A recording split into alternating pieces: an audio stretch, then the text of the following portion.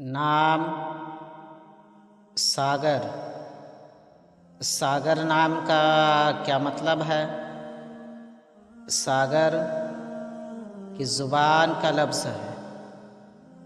सागर एक इस्लामी बेहतरीन नाम है। सागर नाम का शुमार लड़कों के नामों में होता है। सागर फ़ारसी ज़ुबान का लफ्ज़ है। सागर नाम का मतलब है शराब पीने वाला बर्तन। एक मशहूर शायर का नाम शराब का प्याला।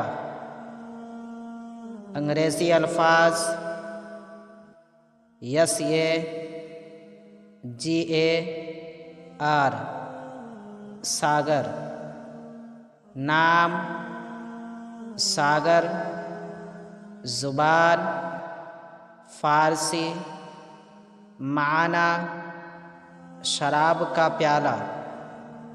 अदद नंबर 1।